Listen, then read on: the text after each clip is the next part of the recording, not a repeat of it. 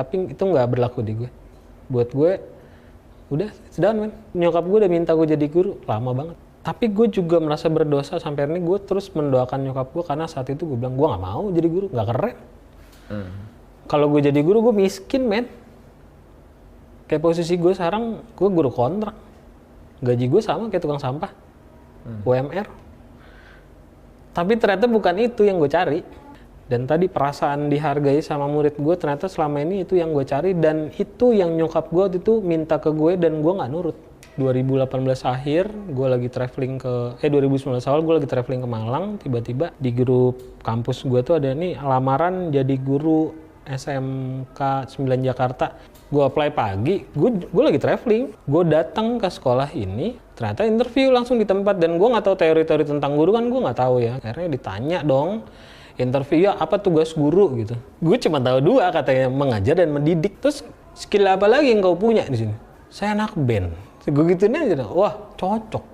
Kata kepala sekolahnya, ya udah kunci aja nih, susah lagi nyari kayak gini nih. Udah kunci aja. Dikeluarin langsung dokumen negara lah, itu kan kakaknya dokumen negara ya. Dia bilang, ya udah tunggu dulu kabar dari sini ya paling nanti kita kabarin. Akhirnya gue beneran datang dan ternyata hari itu Jumat gue udah jadi guru. Ternyata murid gue itu di sini angkatan pertama dan selama 6 bulan awal mereka nggak punya guru pariwisata sama sekali.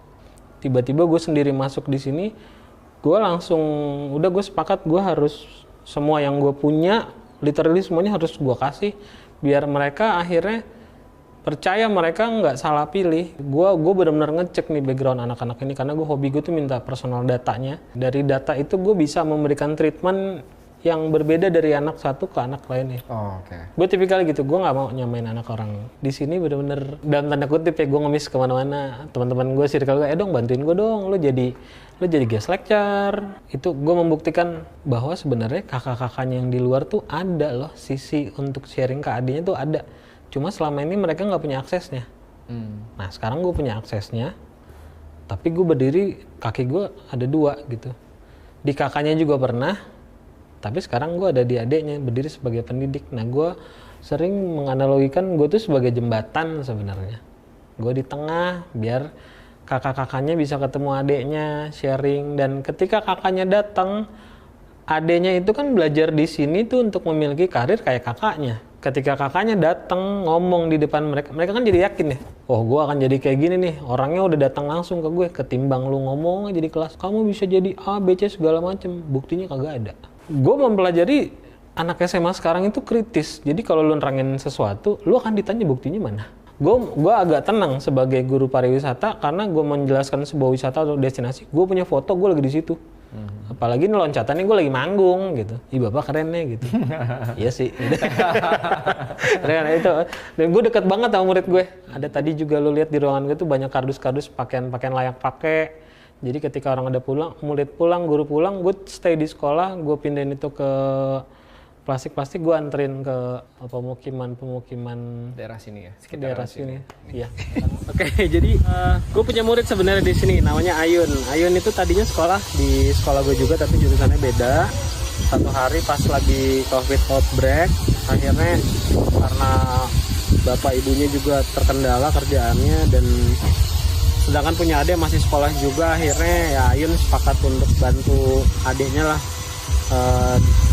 Adiknya yang maju sekolah, Ayunnya putus sekolah. Akhirnya setelah urusan keluar sekolah itu, gue mulai sering datang ke sini. Gue pikir karena kalau kakaknya udah gugur, adiknya nggak boleh gugur, nggak boleh gugur sekolah. Jadi sampai hari ini udah masuk tahun kedua ya gue ke sini dan gue sepakat untuk ngangkat adiknya jadi anak angkat gue.